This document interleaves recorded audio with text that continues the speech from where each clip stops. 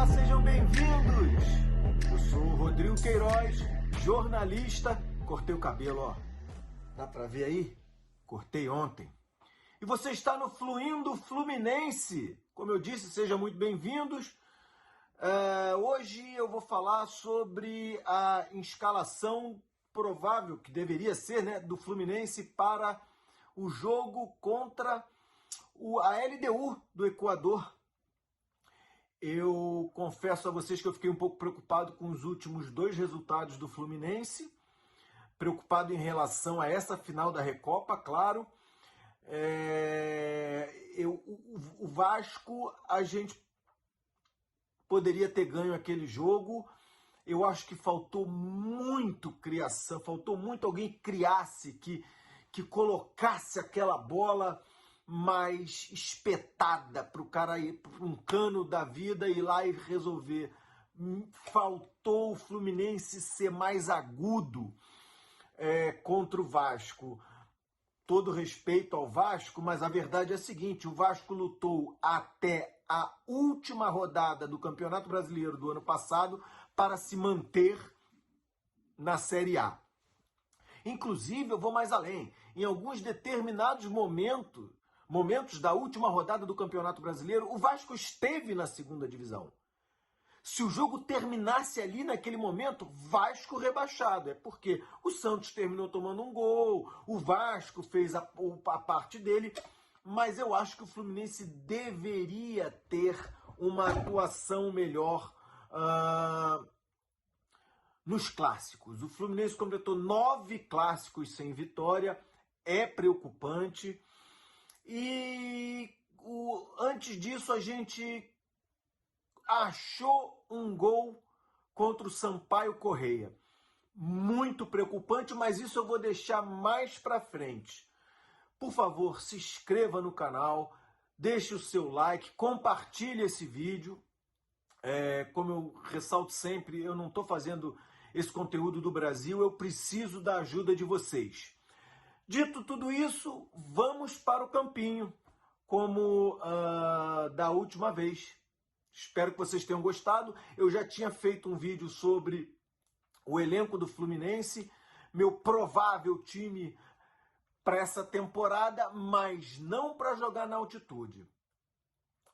Eu fiz o meu dever de casa como jornalista, e o Fluminense vai fazer essa final da Recopa em Quito.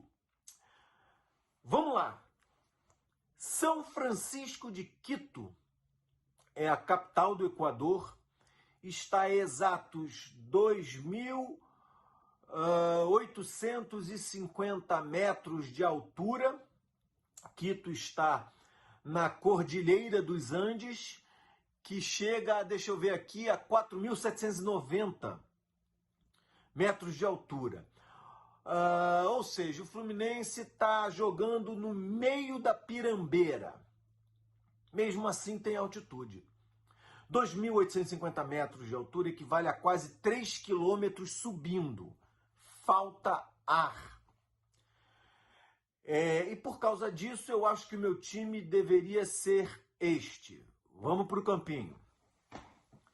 Vamos lá. No gol, Fábio é unânime, não tenho o que dizer, não tenho o que comentar, é esse o cara, e que Deus o proteja.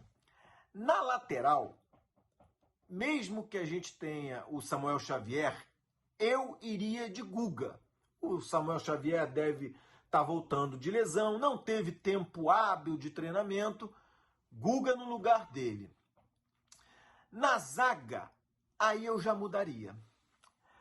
Por incrível que pareça, a minha zaga seria Antônio Carlos com André. Por quê?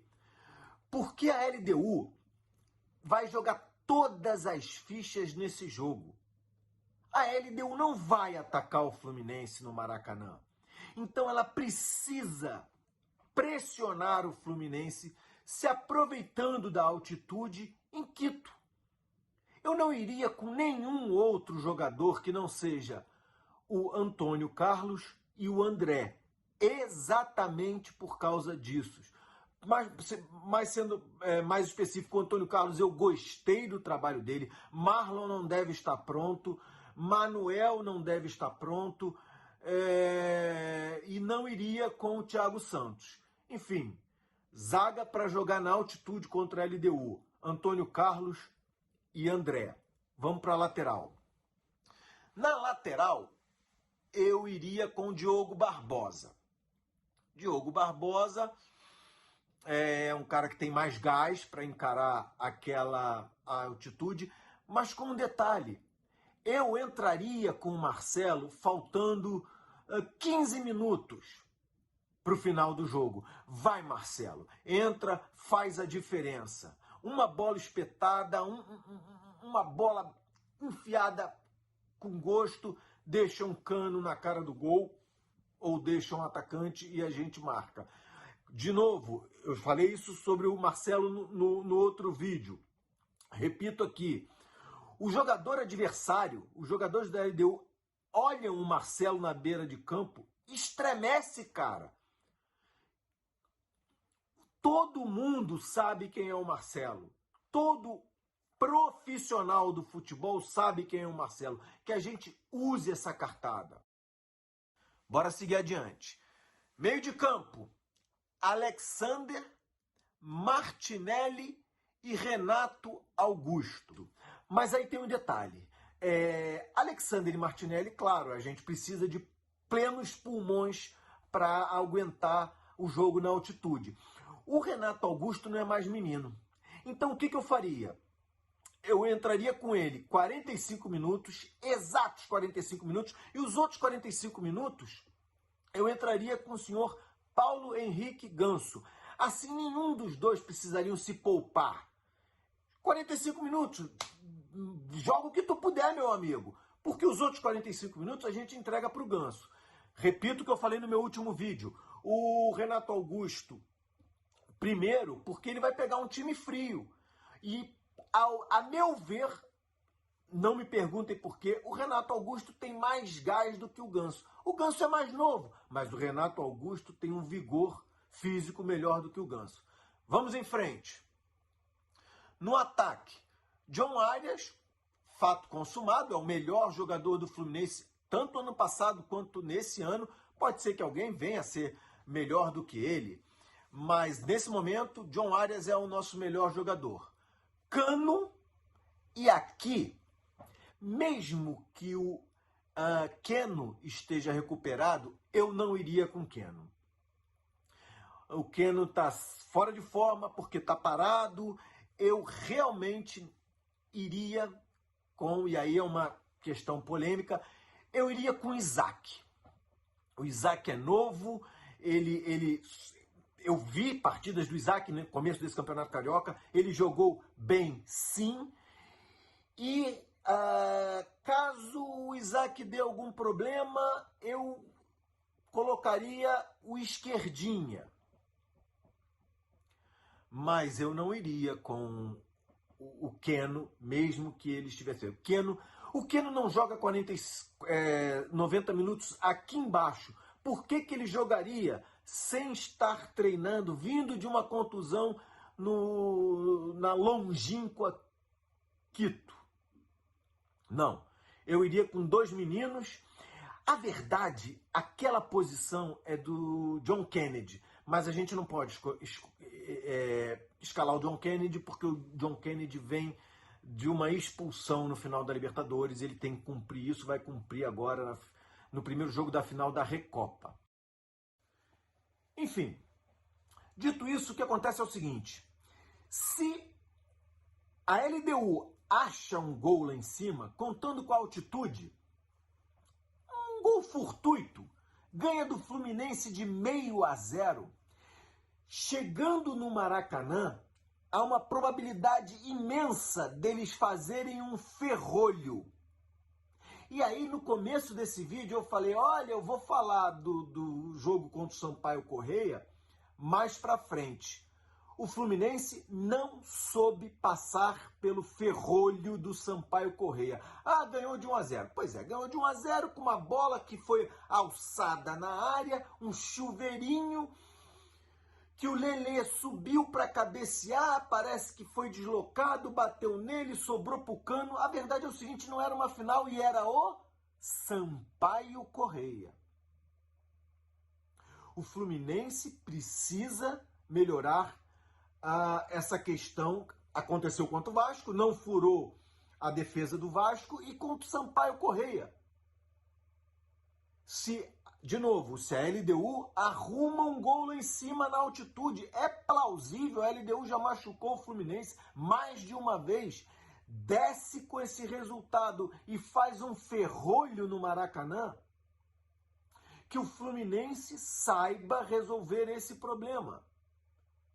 O jogo na altitude é mais importante do que o jogo no Maracanã. No Maracanã a gente está em casa, no nível do mar, torcida abafando, mas o time precisa fazer a parte dele. E esses 2 últimos jogos realmente me preocuparam. Bom, esse é o meu time que vai fazer frente à LDU. Algumas pessoas dizem, mas a LDU tá uma lenha, não consegue nem negociar, perdeu seu técnico, perdeu seus jogadores principais. Cara, não use esse argumento. Isso me deixa apavorado quando eu escuto alguém falando isso. Não, isso aí não se preocupa não, porque a LDU tá uma lenha. Exatamente ao contrário. Quando a LDU está uma lenha, ela então vai jogar para se recuperar. Joga todas as suas fichas ali. A LDU está com gravíssimos problemas financeiros. Esses caras estão jogando pelo salário deles. Se o Fluminense perde essa Recopa, peraí, na Madeira, Isola, vai ganhar. Mas se o Fluminense perde, esses caras estão com salário em dia, não vai atrasar um dia. A gente não sabe se isso acontece com a LDU. Eu não gosto de usar esse argumento. Olha aí, fica tranquilo, a LDU tá uma lenha. É ao contrário. Meu caro, a LDU passa por sérios problemas na vida dela. Vamos jogar com atenção redobrada. Muito obrigado se você chegou até aqui. Deixe o seu like, é importante para quem está começando. Compartilhe esse conteúdo. Olha aí o que esse cara tá falando, esse maluco. E obrigado por estar aqui. Até a próxima.